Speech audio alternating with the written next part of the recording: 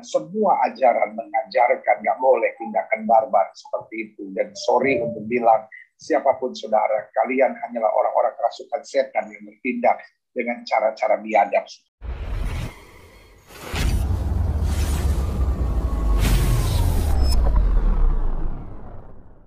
Shalom sahabat KP yang dikasihi Tuhan. Pembahasan kita kali ini masih seputar tentang Bapak Ade Armando ya. Beberapa hari yang lalu beliau mendapatkan kekerasan, dikeroyok, dan ini merupakan perilaku yang tidak terpuji ya. Sangat disayangkan hal ini terjadi ya. Dan kabar terbaru saya dengar Bapak Ade Armando dalam perawatan. Mukanya penuh dengan lebam dan kepalanya juga terkena pukulan. Kita doakan supaya beliau ini tidak mengalami cedera yang serius, apalagi sampai geger otak ya. Semoga cepat pulih dan Bapak Ade bisa menyampaikan gagasannya kembali terkait dengan kemajuan Indonesia dan juga toleransi yang harus terus diperjuangkan. Begitu. Nah, dalam hal ini saya ingin mengaitkan dengan video saya sebelumnya ya. Saya sempat salah paham ya. Saya pikir pelakunya adalah mahasiswa. Ternyata pada saat terjadi pengeroyokan atau pemukulan, mahasiswa sudah menarik diri ya. Saya dengar mahasiswa melihat situasi gerak-gerik penyusup ya, sehingga mereka menarik diri, lalu terjadilah penganiayaan ya. Seperti yang kita tahu, di media sosial beredar wajah-wajah pelaku penganiayaan ya. Ada yang sudah ketangkap, ada yang masih buron, dan disimpulkan oleh pihak yang berwajib pelaku bukanlah dari mahasiswa ya. Itu dia. Dan ini sangat memprihatinkan. Diduga ada unsur dendam ya. Dendam lama, mungkin sisa-sisa politik di masa lalu waktu pemilu presiden mungkin ya. Atau sentimen atau benci karena memang Bapak Ade Armando ini vokal ya untuk menanggapi setiap hal yang diduga intoleran di republik ini. Seperti itu ya. Kalau menurut versinya Bapak Denny Siregar ya, ini bagian dari FPI dan HTI katanya ya, bagian dari komunitas mereka ya, itu pendapat beliau ya. Sehingga terjadi semacam perencanaan ya, setelah melihat ada Bapak Ade Armando di lapangan ya, atau di Medan tempat terjadinya demo itu, di kantor DPR. Dan ada juga yang mengatakan ini adalah bagian dari garis keras yang selalu ingin menunjukkan eksistensi ya, untuk menyatakan opini, pendapat, dan ingin memenangkan pemilu. Seperti itu. Ada yang mengaitkan seperti itu ya. Tapi ya silahkan sajalah. Kita bertanding ya di tahun 2024. Kita lihat ya siapa yang akan memenangkan Pilpres ya. Dan saya berdoa semoga orang-orang yang betul-betul menginginkan Indonesia dengan ideologinya yang tidak bisa dirubah menang ya. Ideologi sudah harga mati, Pancasila, Bhinneka Tunggal Ika, NKRI ya, itu dia. Dan satu lagi, Undang-Undang Dasar 1945 ya. Jadi saya minta maaf kalau sempat berprasangka tidak baik atau menilai ini mahasiswa ya menjadi pelakunya. Saya fair, ternyata bukan mahasiswa, itu sudah diputuskan dan disampaikan di publik oleh pihak yang berwajib ya. Nah, itu dia.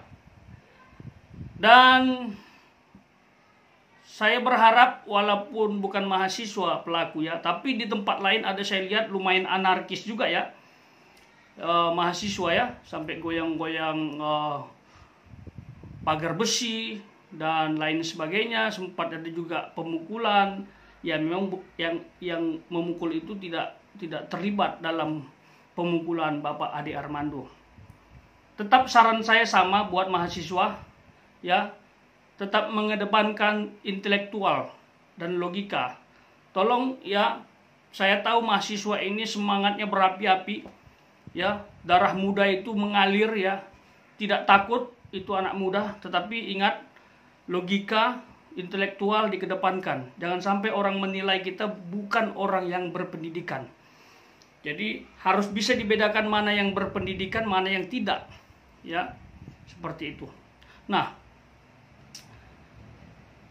kita akan dengarkan dulu, ada satu tokoh yang luar biasa, Bapak Pendeta Gilbert Lumondong menyampaikan juga pendapatnya terkait dengan peristiwa penganiayaan Bapak Ade Armando ya. Saya pikir beliau tegas.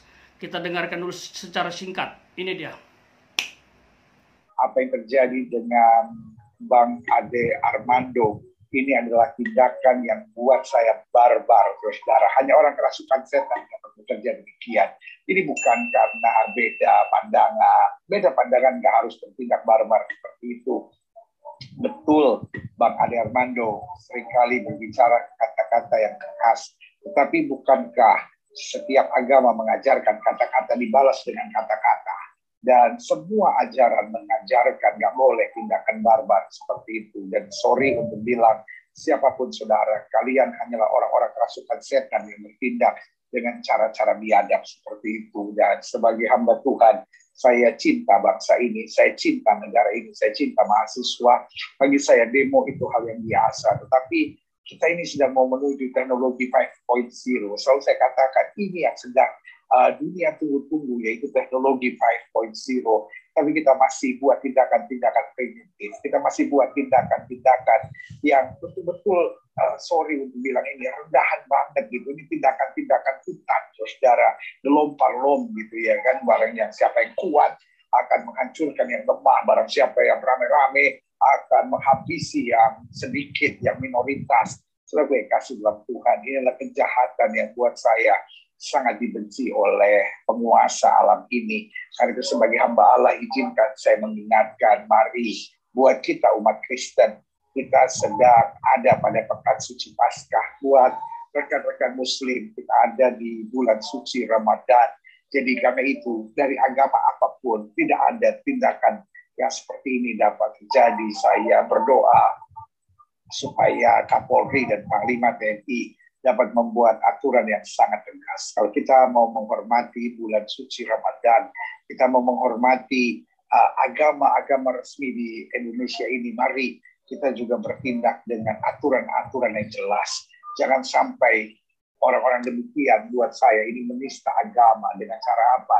Dengan cara di masa pekan suci Paskah dan di masa yang diakui oleh saudara-saudara sepupu kita, saudara Muslim kita sebagai bulan suci Ramadan, tetapi dikotori, dihianati dengan tindakan-tindakan barbar, tindakan-tindakan dari orang-orang yang seperti belum berpendidikan, saudara. Dan kalau itu disebut mahasiswa, maka saya sebut ini mahasiswa yang liar, saudara. Jadi karena itu, sebagai hamba Tuhan, saya menyampaikan keprihatinan saya. Saya mengetuk hati para mahasiswa, saya mengetuk hati dari kawan-kawan demo, saya mengetuk hati dari manusia-manusia liar yang dikuasai oleh iblis untuk tindakan-tindakan seperti itu, tindakan-tindakan yang tidak dibenarkan.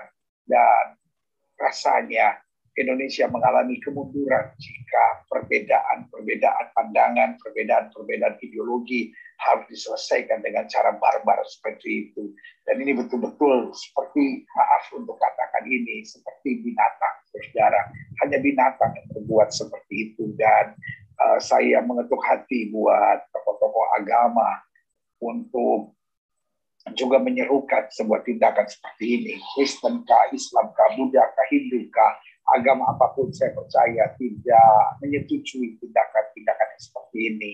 Manusia-manusia yang suka menganiaya dengan alasan agama, membela agama apapun.